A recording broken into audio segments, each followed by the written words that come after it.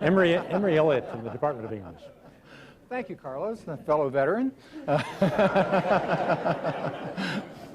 Well, I couldn't agree more with Tiffany, one of our younger faculty, about the quality of the students here. The students at UC Riverside are as good as any students at any university in the country, and they are passionate about what they do. Many of them are the first in their families to get to go to college. Many of them are working, have families, and juggling a very complicated life, and yet they are so committed and so energized about their studies here. They recognize the opportunity they have, and they're going to take advantage of it. And this is something that attracted me to come to UC Riverside in 1989 from Princeton, where I taught for 17 years. And it attracts many faculty here. The students are our best recruiters. If you get a faculty member to come to the campus and see the students, visit a class, they are going to come to Riverside, and they stay at UC Riverside because of the students, and people say this all the time. I want to respond to Ed Blakely's comment about the old UCR. We're trying very hard to keep that personal relationship in the teaching, in spite of the size of numbers that have come here. That was another thing that attracted me to this campus, was people told me we have this tradition of caring about our students and our teaching. And that was a commitment I've always had in my teaching career, and UC Riverside is a great place to be for a teacher who loves to teach. Of course, we do have some challenges also. Because of the region that we're in, and we draw a great proportion of our students from this region, many of our students have English as a second language. Many of them have not learned English until maybe only 4 or 5 years before they've come to UC Riverside, and it's remarkable how well they do. However, the state has a required test, a proficiency test, that must be passed if the person is going to stay beyond the first year at a UC school. And that test is very difficult for many. We created programs working with the teachers in the region, outreach programs. I've been involved in 2 of these and working with middle schools and high schools, and we were making a lot of progress. But now, unfortunately, the budget problems of the state are putting some of those programs at risk. And I've been writing strong support letters to the President's office to keep funding the Inland Empire Writing Project, for example, which is a major benefit to this community and to the university. So we have to think about creative new ways of keeping these programs going, and I'm sure we will. Well, thank you, Emory. Well, let's go back to youth this time. Well, we're going to do it with the student. And I'd like to, our first student speaker, Alfredo Aguiar from the Biomedical Sciences student. Alfredo. Thank you, Carlos. I first heard about the Biomedical Sciences program when I was in high school. I've always been interested in medicine, remember. And I heard that the Biomedical Sciences program was a difficult program, and it prepared its students well for the demands of the profession. So before long, I was hooked, and I was a freshman here at UCR. I did my first 3 years of undergraduate education here, and my 3rd year I applied to the medical phase.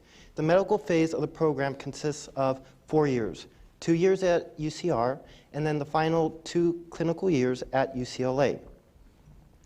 And I was very fortunate that 24 students were selected. I was one of them. And the dedication of the faculty and the staff in the program has been extraordinary. One of the challenges, though, that we face here is the increasing need of the community in terms of healthcare and the increasing desire of our students to get involved in various volunteering, various preceptoring and shadowing opportunities in a clinical setting. So I'm confident that with the continuing partnership that we have between the university and the community, that we can meet these goals, we can meet these problems, and better meet our community needs. Thank you. Oh, thank you, Alfredo. I see down to your right one of my colleagues, Professor Ray Key of the Department of History. Ray, could you give us another faculty perspective? Thank you very much, Carlos. I'd like to speak about teaching and research. A few years ago, in fact 4 years ago exactly, I taught for the first time a seminar course in the honors program, subject Africans in Medieval Europe. I had never taught the course before, and at the time I didn't know much about the subject. There was no textbook, and I had to scramble quite a bit in order to find articles and various other relevant source materials for the students. The students, in spite of my ignorance, were enthusiastic about the course and wanted to know more than I could teach them at the time. I couldn't answer all of their questions. They were disappointed And I thought, well, I was going to teach the course only once, but I'll have to do a better job than this. I'd better learn more about the subject. And as a result, I spent my summers over the last, I dare say 4 years, researching the subject in order to become a better teacher in this particular seminar. I was determined to be able to answer all of the questions. Out of this, to my surprise, and I did not anticipate this at all, came a full-fledged research project that led to the writing of papers for professional meetings and seminars. And eventually, I hope all of this work will go into a book so that my teaching experience has transformed itself into a research experience, which I hope will meet the approval of my former honors seminar students. Just a brief word about the course. After having taught it once, and I finally learned that I needed to learn to gain more experience and more knowledge, I consciously made the effort to turn it into an interdisciplinary course. And therefore, I had the students engage in art history, literature, historical geography, archaeology, and languages. And although I met a certain amount of resistance initially, the students at the end of the day enjoyed the course. I'll be teaching it again, in fact, next year. So I owe a huge thanks to that first class of honor students, and I am indebted to succeeding classes who had to listen to me talk about a rather obscure subject. Thank you very much. Oh, fascinating vignette, Ray. And by the way, you know, not knowing anything about the subject has never stopped a university professor from teaching the class. Speak for yourself, Carlos. Student, Kate Chang from the Urban Studies program. One of the aspects of attending UCR that I truly appreciate is the small, intimate atmosphere with world-class resources and faculty. I appreciate that UCR gives students intellectual freedom to sculpt their own educational goals and paths. Here at UCR, I draw inspiration and motivation, first and foremost, from my mentor, Professor Gary Dimsky. He has helped me to challenge myself and to find a major and take classes that best suit my interests. Like Yolanda Moses, I am creating an interdisciplinary major, and that involves a comprehensive list of classes involving art history, taking architecture, sociology, with urban problems, graphic design, and various economic classes. Another unique experience at UCR is working with the Center for Sustainable Suburban Development. I had the opportunity to attend a conference last week, and I'm working on brochures and research with a class of 30 undergraduate students. The students have formed teams and are developing working papers that look at issues in a comprehensive manner. These issues include Native American gaming, housing challenges, economic development, public schools, and transportation in the Inland Empire. My personal student team is researching a low-income housing area here in Riverside.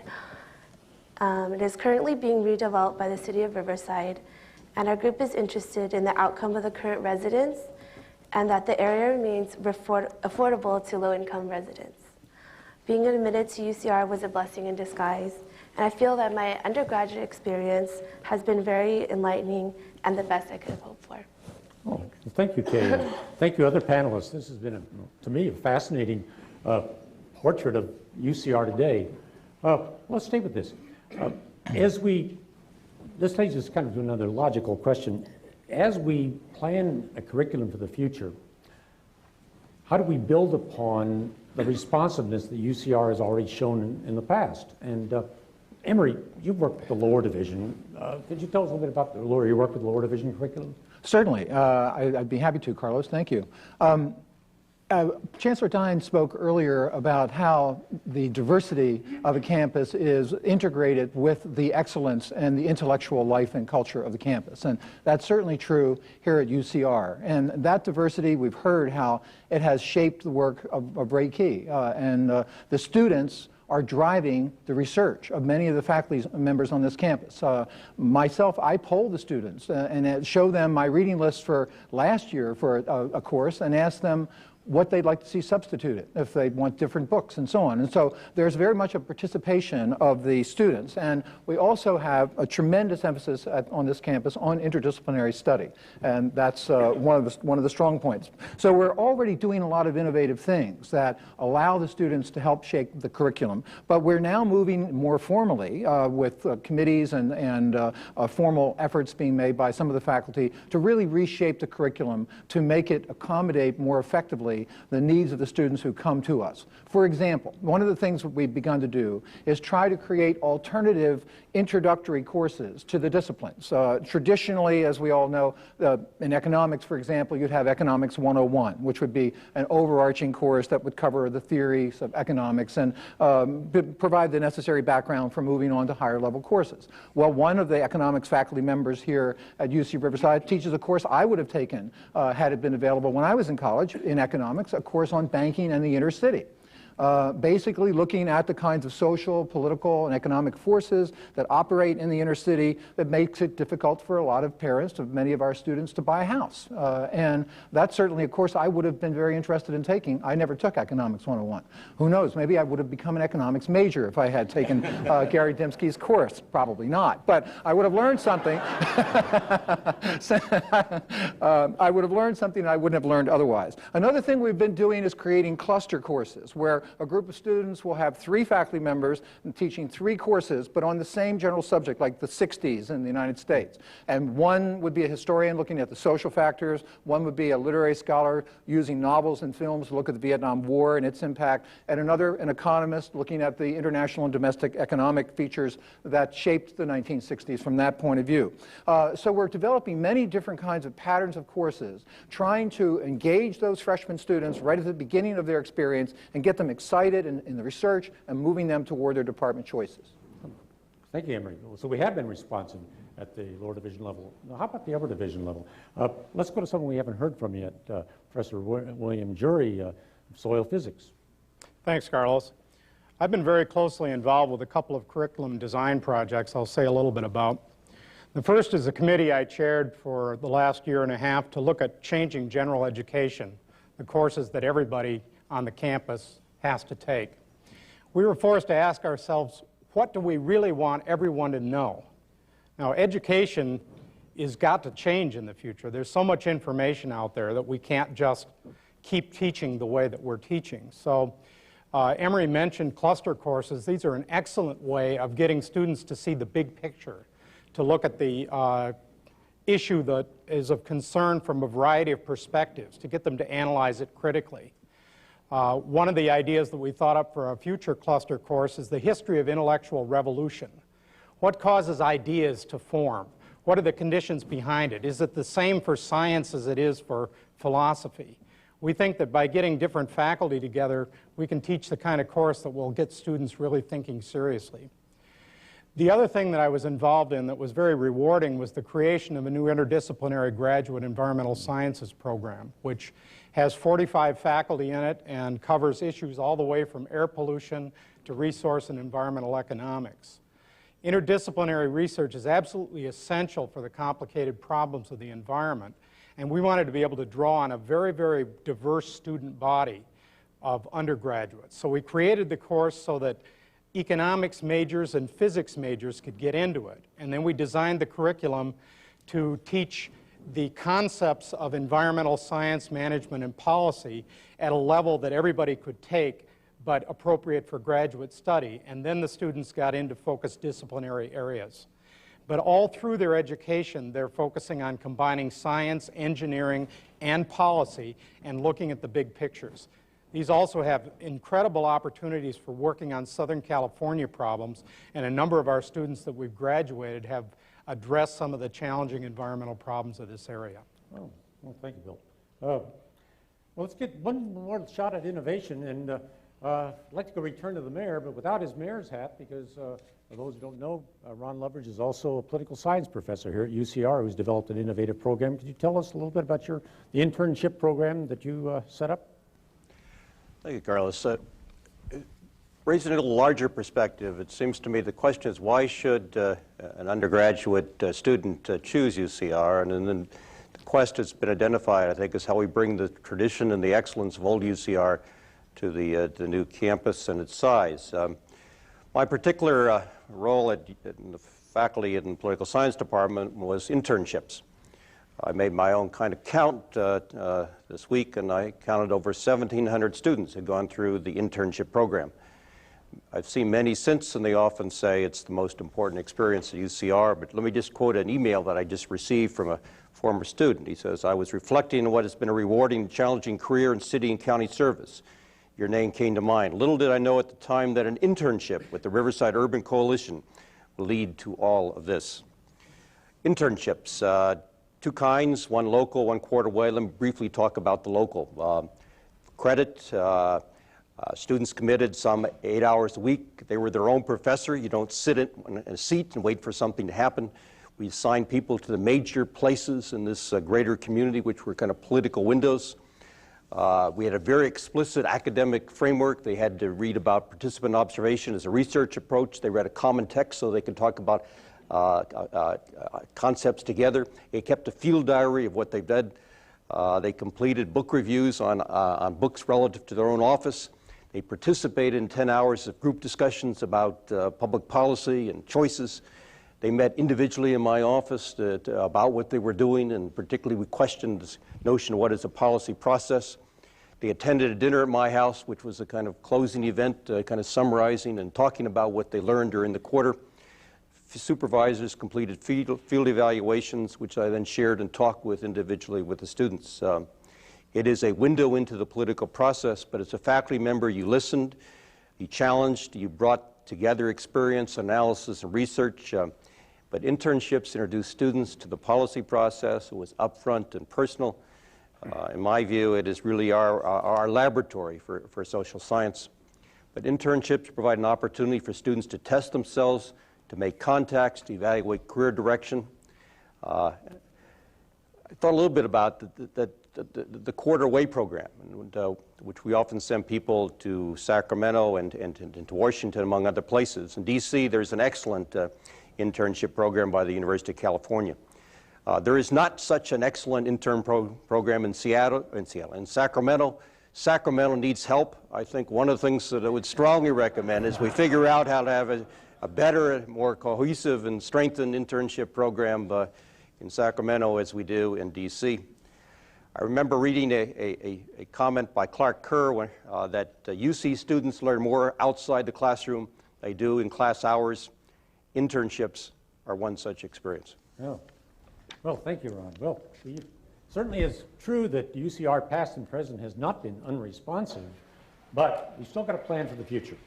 And as we return to that topic, France, would you like to maybe lay out for us some of what you think are the important areas that we consider as we talk about the future of the curriculum here at UCR?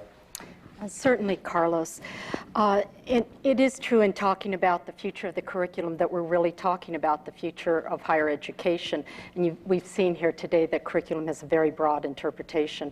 I want to first thank our alums, Yolanda Moses and Ed Blakely, for having such great memories of their times as students at UC Riverside and for being truly model national citizens. The remarks of our professors, Tiffany Lopez, Emery Elliott, Ray Key, and Bill Jury, and Ron Leverett, suggest that education is truly changing, even while we try to keep the small, intimate climate on the campus that we so loved and enjoyed many years ago. And it's changing in a large part because of the diversity of the students on the campus.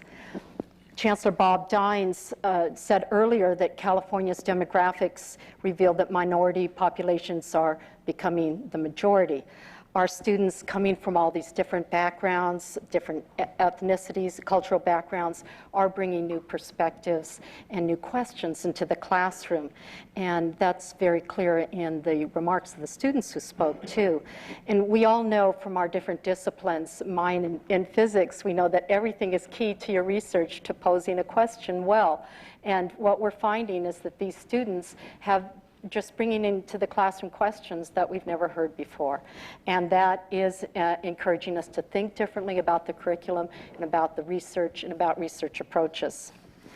Secondly, it's clear that some universities are in communities facing enormous changes. In fact, all of the universities represented around this table, whether it's Iowa or Texas, North Carolina, Santa Cruz, Riverside.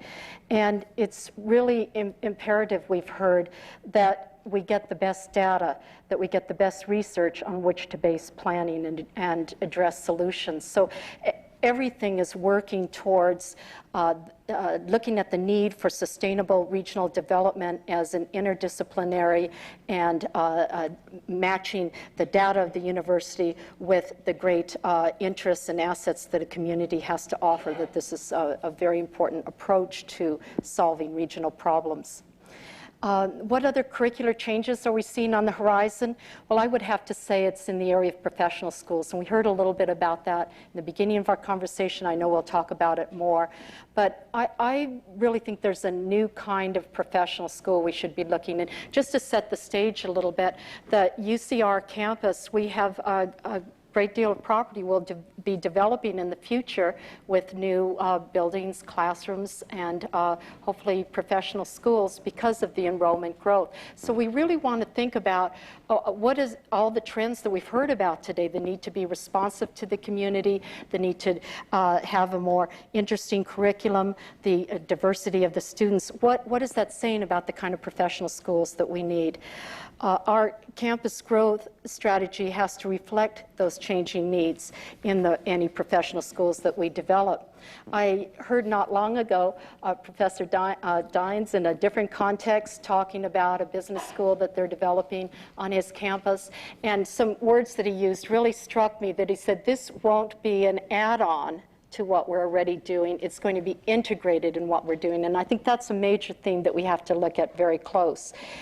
What kinds of professional schools can be integrated with the entire campus that offer a truly interdisciplinary professional education. And I'll just close with imagining, for example, a medical student taking a combined business degree, or a law student taking an environmental science degree simultaneously with her law degree. So I think these are exciting possibilities that we should address, and we should start thinking about them before we start building concrete and glass.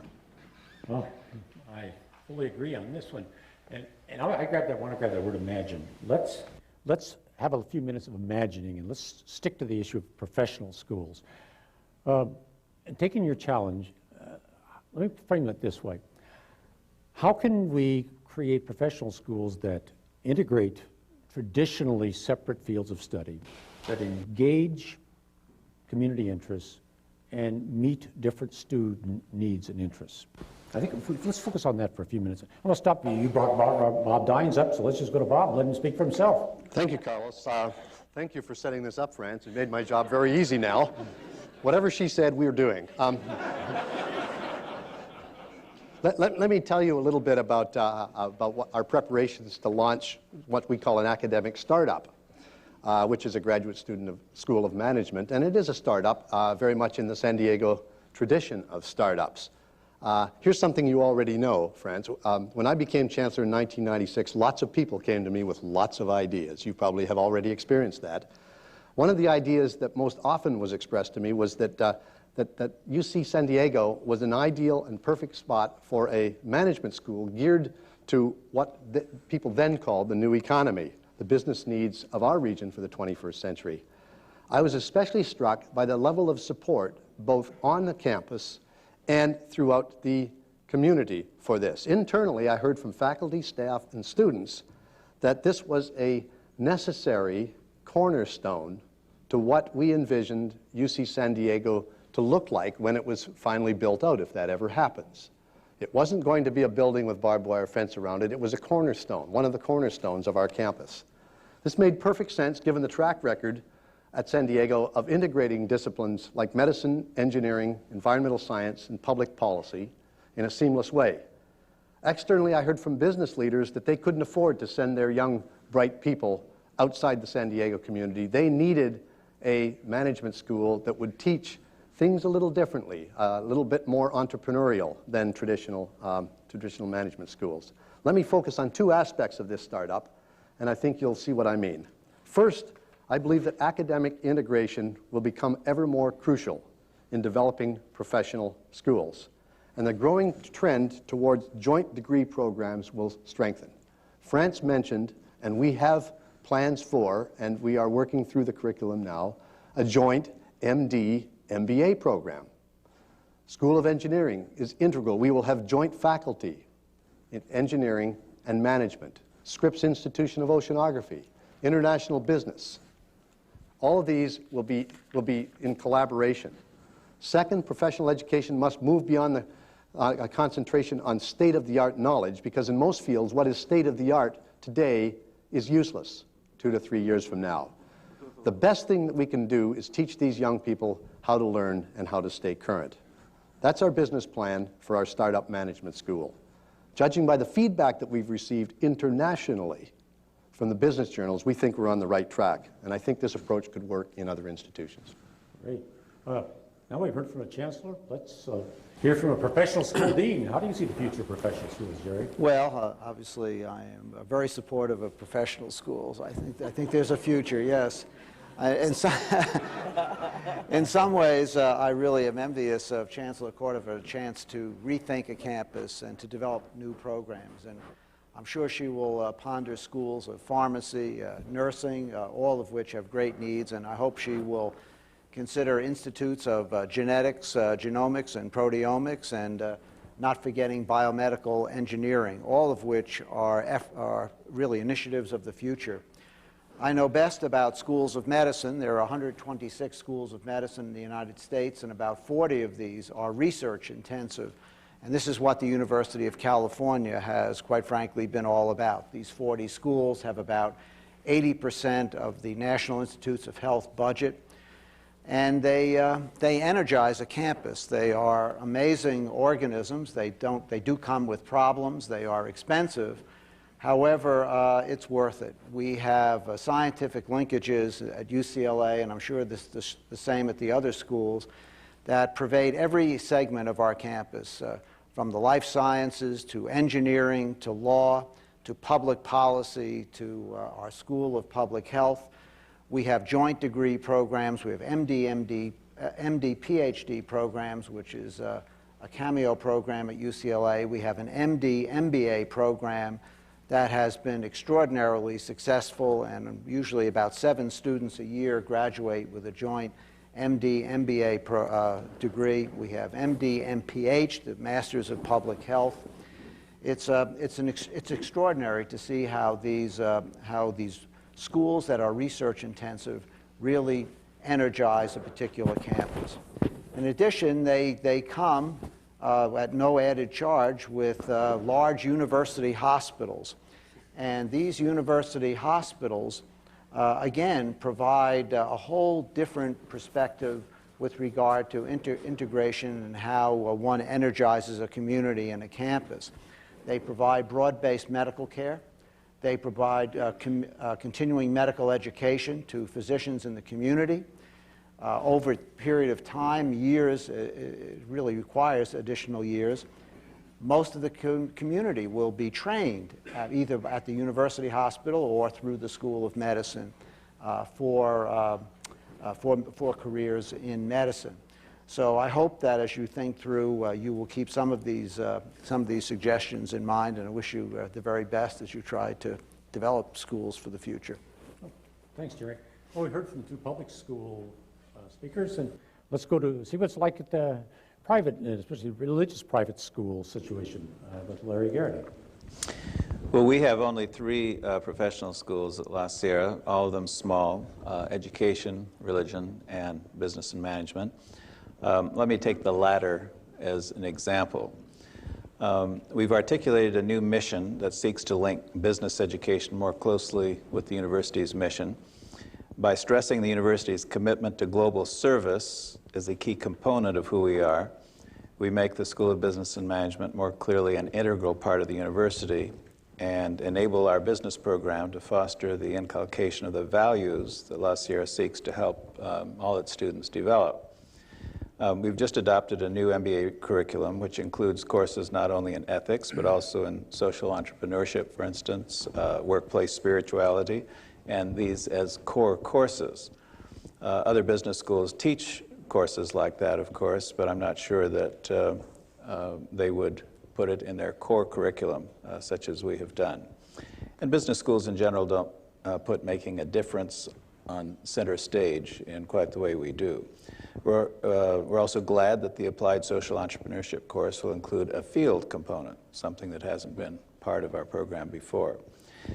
We're seeking to foster cross-school cooperation by ensuring that students can apply history, political science credits in the international business area, for instance, or communication, psychology, even graphic design credits in the integrated marketing area. Again, this links the School of Business with the rest of the campus, particularly the liberal arts in the College of Arts and Sciences. The co-curriculum matters too. Our out-of-class activities, including the business ethic film series that we have each year, our annual retreat for business students encourages students to develop appropriate values. Our Students in Free Enterprise program, which won the World Cup in Amsterdam this last October, gives students opportunities to make positive social change happen. Thus, they serve not only to affect the world in useful ways, but also to help students acquire habits of service and global awareness. And I'm thinking especially of our cow bank in India, our chicken bank in Mexico, our alpaca bank in Peru, and so forth. So the School of Business is not only creating value, but also attempting to make a positive difference in people's lives. Thanks, Larry. Well, now we've heard some perspectives from outside of UCR. Let's go to UCR itself and hear from some of our faculty members. So let's start with Peter Chung, who is now the Interim Dean of the A. Gary Anderson Graduate School of Management. Peter, can you say a few words? I guess I will echo what we've been hearing today from other panelists, but I must say that we must see that our demographics have been changing over time dramatically, and also we need to deal with very diverse clientele who need service from the graduates of our professional schools. What the society and clientele wants to see is professionals or managers, if you will, who are very entrepreneurial in their nature, and that they are ethical, socially responsible, and have global mind. For example, if we want to produce entrepreneurial managers and professionals, the professional school's curriculum has to encourage students to develop, or at least learn to develop, new ideas, new framework, and new paradigms instead of just staying within a box frame. So for example, business school students, in my opinion, should not take just traditional business subjects like finance and accounting and marketing. And the curriculum should have a significant portion of collaboration from other parts of the campus. As for the issue of diversity that we've been discussing today, to understand the diversity on this campus in California, we can simply close our eyes for a moment and open our eyes again. Look at the society, look at the student body, look at clientele in California. We cannot deny it. We need to have a diverse faculty and staff members, as well as students, that can closely resemble society, closely resemble the clientele in the state of California.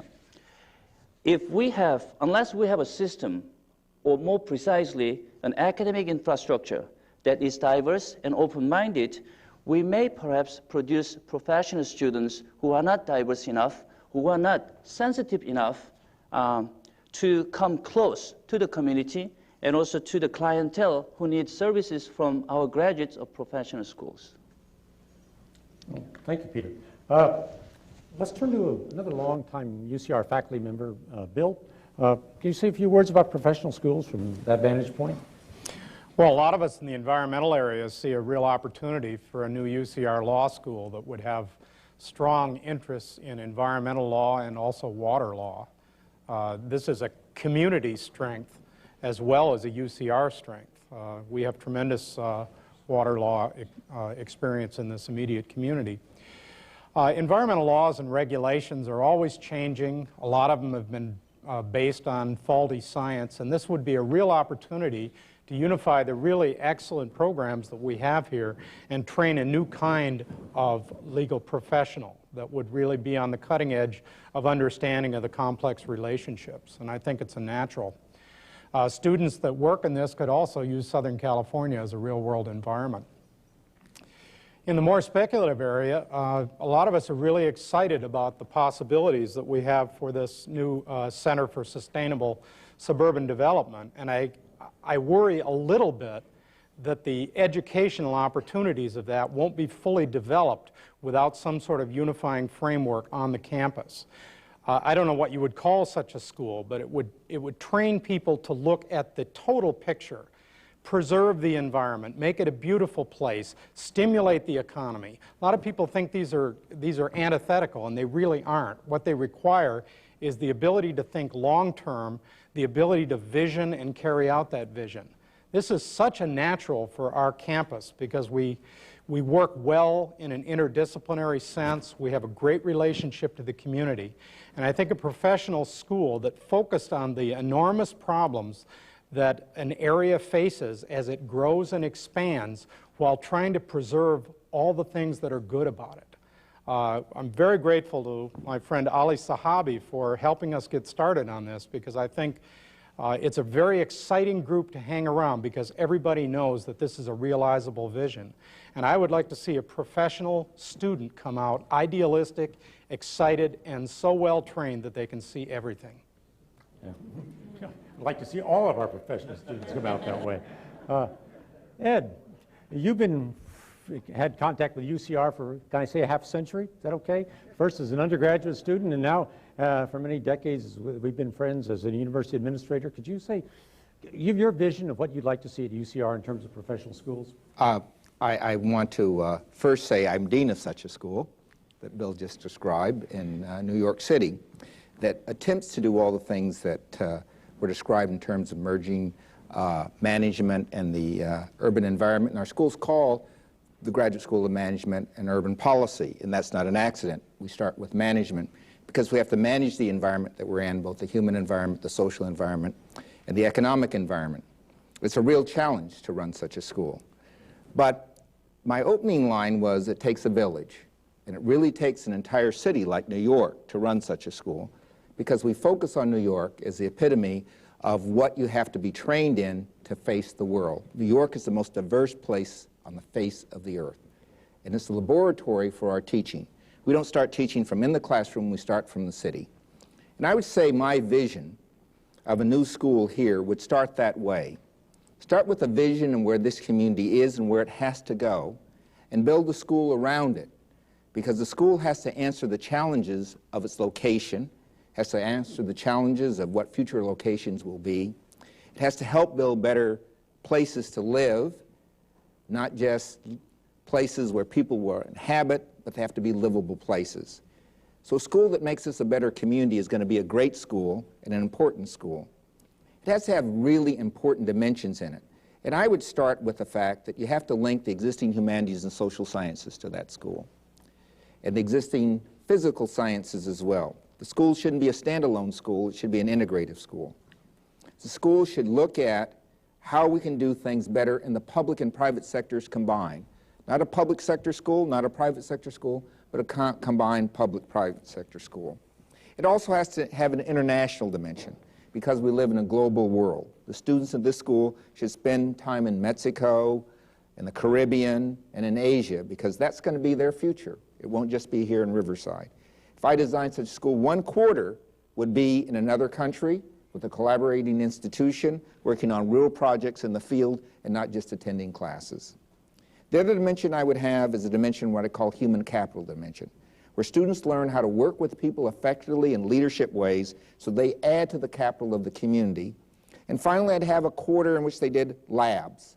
Labs outside the community and other communities, helping them build new relationships, build new organizations, build things that are new outside the country, but they'd come back with a way of feeling how they could build a social enterprise, an economic enterprise that's good for the world and good for this campus. That's what I do. Oh. Well, we've heard a lot of great ideas of much of what we might call the vision thing, but let's make the rubber meet the road now. How do you actually foster collaboration among disparate areas when you try to innovate? I want to start with Marcy. She's had a lot of experience with this. How do you get cooperation and collaboration between disparate areas, for example, between innovative professional schools and traditional department-based graduate education, for example? Well, you've heard a number of really good suggestions here already about how you would integrate across disciplines, but I think I'll take my time to put in a plug for one particular thing, and that is the quality of the people that you hire. This is really all about people and how they interact with each other, and so the future of Riverside is going to, UC Riverside is going to depend a lot on taking these ideas that you've heard and then hiring people who are capable of talking across disciplines, who want to be the facilitators as well as the disciplinary experts. Of course, there are challenges within the university system. We're working out new ways to give people the challenges and the credit that they need. But I think in a system like the University of California and in a growing campus like the University of California at Riverside, the biggest challenge and the one you should pay most attention to if you want a successful new school or to build the program is to ensure that you create the environment where you can still get, as you continue to, some of the finest minds in the country. Because if you've got the smart people, they'll go where the smart ideas are, and the smart ideas are on these interfaces right now. Terrific. Robert, would you like to take another shot at this idea of collaboration? Yeah, thank you. Actually, my comment builds on Marcy's. At Carolina, the integration of professional schools with the traditional curriculum in the community is something that occupies my time quite a bit, because we have 12 professional schools, 5 in the health sciences, journalism, law, business, just to mention a few. And the real key here is that I have fantastic deans. In fact, Bob Dine stole one of them from me not too long ago, so I know you're going to be very successful, Bob. Having this many professional schools, their collaboration with the College of Arts and Sciences is really critical. And I chose one example that I think is relevant to the situation here at UC Riverside, and again picks up on some comments France and Bob and Marcy made earlier. We have a Center for Entrepreneurship and Technology Venturing, and it's indeed in the School of Business. It offers courses targeted not only to graduate students, but to faculty as well. Faculty and graduate students that seek to start up new companies based on their research programs. I should add that undergraduates get involved in this at the same time. The courses stress the practical side of laboratory science and technology, and the results are viable, business-tested plans for corporate creation. In addition, and I would say equally importantly, these courses draw on community members. They draw from our growing venture capital industry, something you have led the world in here in California. They draw on our strong array of high-tech companies in Research Triangle Park, and they give the students, as well as the faculty, an understanding of how this side works. Since the inception 3 years ago, we've launched 26 new programs. That's quite a bit for us. And independent of whether these grow and become successful and hire hundreds and hundreds of people, it's another way to forge these partnerships. It's another way to give the students and the faculty what they need through our professional school, in this case, the School of Business. Thank you. Thank you, Robert. Well, we've talked about the challenges of collaboration. Let me raise another challenge, that of balance, curricular balance. Let me frame it this way. As we develop professional schools and move into, I guess, what they now call cutting-edge areas, what do we do in terms of maintaining the balance with things like traditional liberal arts education? Greg, I want to go to you, because you're president of a university that deals quite a bit with the issues of innovation and tradition. I think the key is, I think Marcy said, is to hire faculty carefully. Hire faculty whose interests and likely future directions are well aligned with the university's future directions. This particular question is an interesting one for Iowa State University. And again, I have to go back to the context. Iowa has a population of about 3 million, and it is static. It is not growing. But yet we have 2 strong research universities, the University of Iowa, Iowa State University, governed by a single board of regents. But the population of Iowa cannot support 2 full-service, broad research universities. And so the regents have mandated a differentiation of mission and require that we avoid unnecessary disciplinary overlap. So at Iowa State, our focus is on science and technology, agriculture, engineering, some social sciences. The University of Iowa has great strength in the arts and humanities and in the health professions. So within these kinds of constraints, what we have done is to develop strong curricula and research excellence in the social sciences and liberal arts by building on our strengths in science and technology, specifically by hiring faculty whose interests will allow that to happen. There are areas in economics, for example, our great strength is in agricultural economics. In sociology, it's in rural sociology. In history, it's in history of science and technology. And just last year, we had a group of faculty members in liberal arts and humanities come together and propose the creation of a new institute for the study of science and society, because they saw that as a way for them to use their particular expertise and build upon the excellence that exists on campus in science and technology areas. So I think the key is to figure out what you want to do and then very carefully hire the right kind of faculty to make it happen. Okay. Thank you, Greg. Well, we looked at the issue, challenges of collaboration, of curricular balance. Let me bring up another area of balance. How do you balance out these new innovative, integrated professional schools with long-standing professional school commitments? For example, in the K-12 area, teacher training and working with K-12 schools. Diana, you've done a lot of work in this area. Can I toss this one to you? Well, I think we all recognize that our responsibility for the education of our students starts long before they cross the gate into our campuses. In the case of the University of Texas at El Paso, 80% of our students are from El Paso County school districts. And we produce probably 60% of the teachers. And so you have a kind of closed loop where you begin to understand very quickly that pointing fingers of blame at anyone else for not having done their part really only brings the finger right back to you. And so as a result of that, we have to think about the ways in which we can partner with the school districts and others in the community and take responsibility for that education.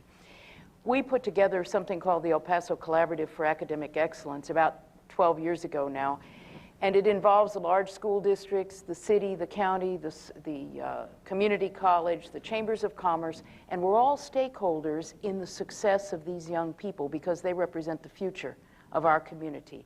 And my sense is, from talking with people here, you face similar challenges. And I can't tell you how important I think it is to meet face-to-face on a regular basis with the superintendents of schools, the president of the community college, the faculty of the schools.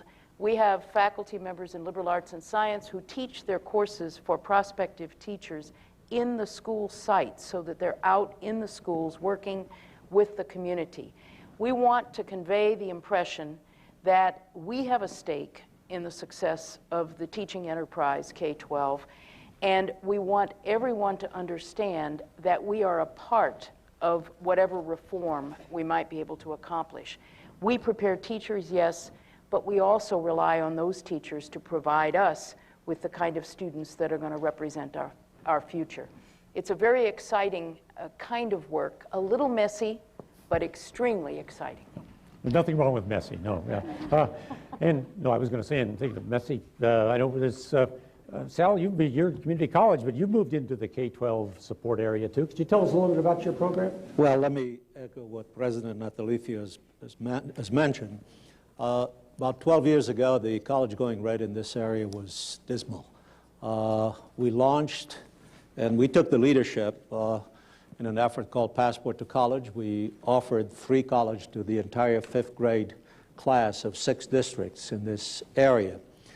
We just took the leadership. The success is due to the fact that we had the cooperation of every institution of higher education in this area, certainly included UC Riverside and La Sierra University, which are present.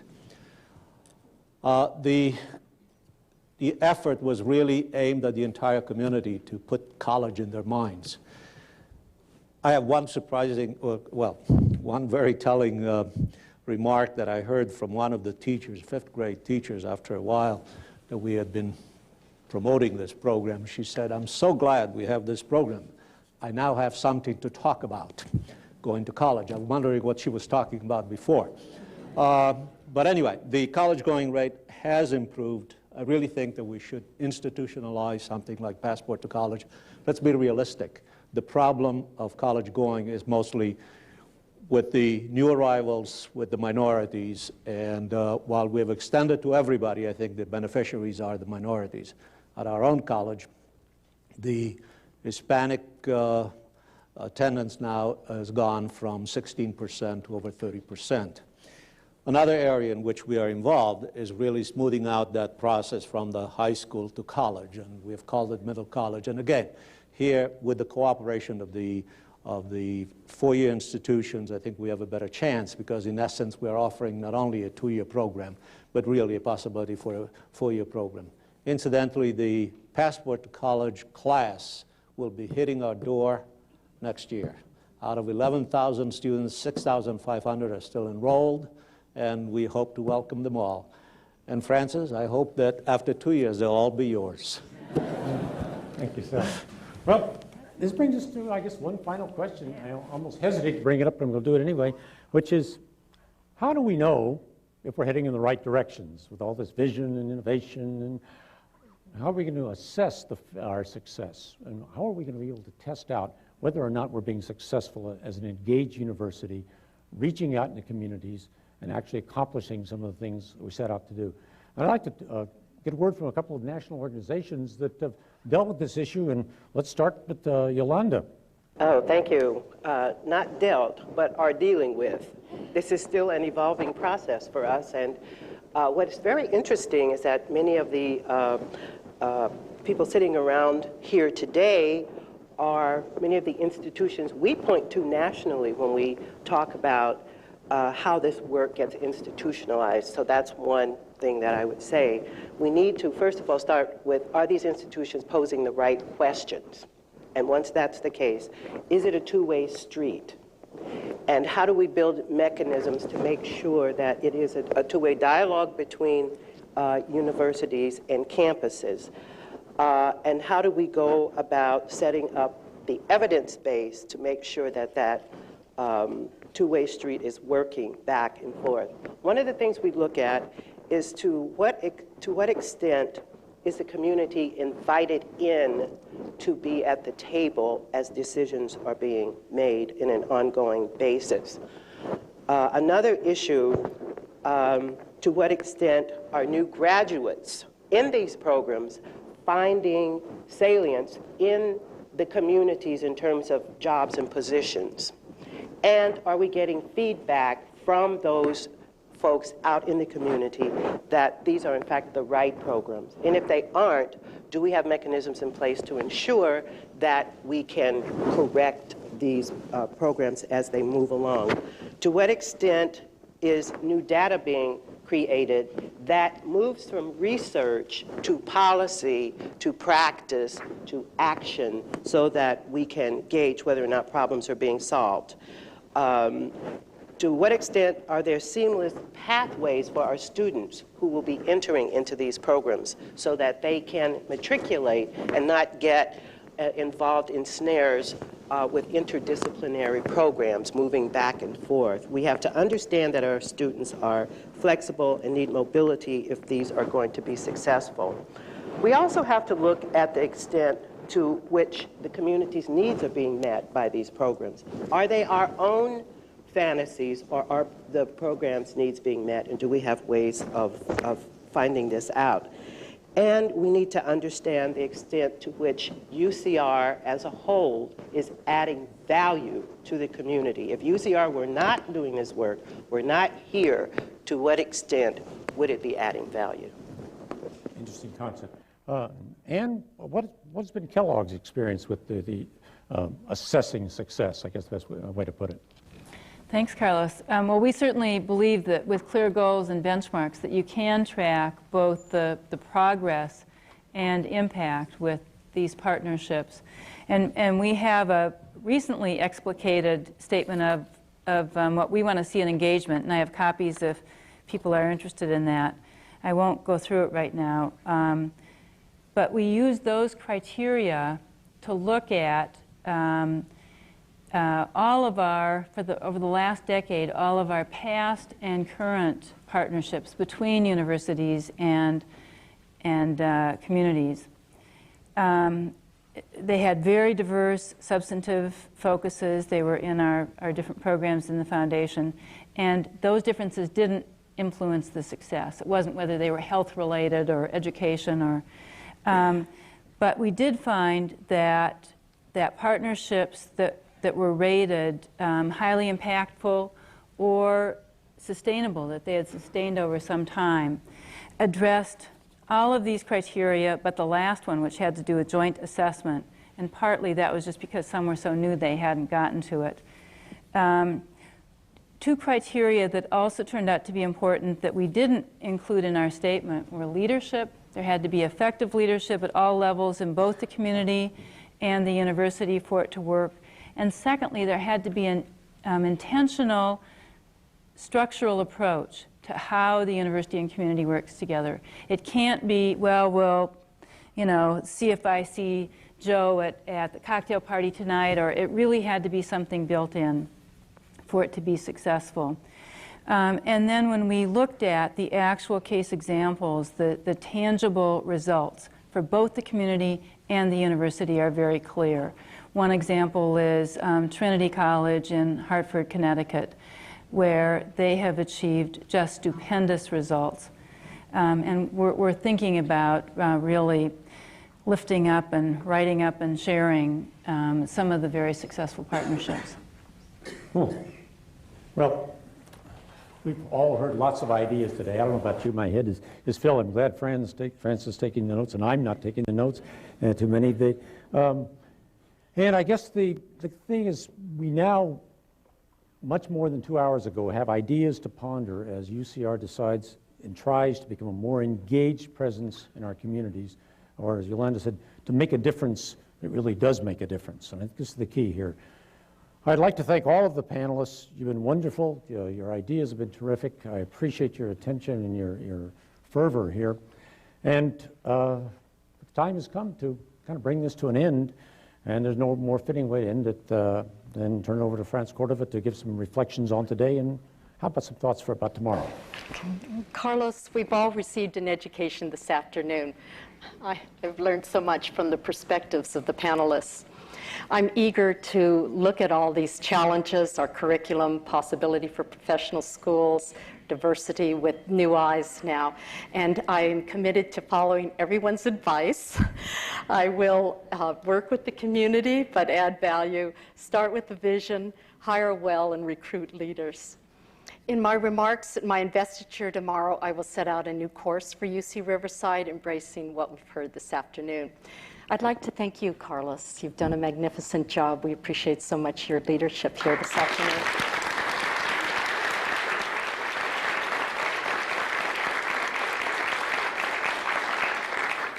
And you can add this to your next book of memoirs, this experience. I would like to thank the panelists, many of whom have traveled very far to be with us for this discussion. You took time from your very, very busy jobs to reflect on these topics, and I'm grateful for your contributions to this discussion and for inspiring me. We're extremely grateful to the Kellogg Foundation for providing funding for this Academic-Community Roundtable. Thank you to Dr. Ann Peterson, Senior Vice President of the Foundation, for joining us. And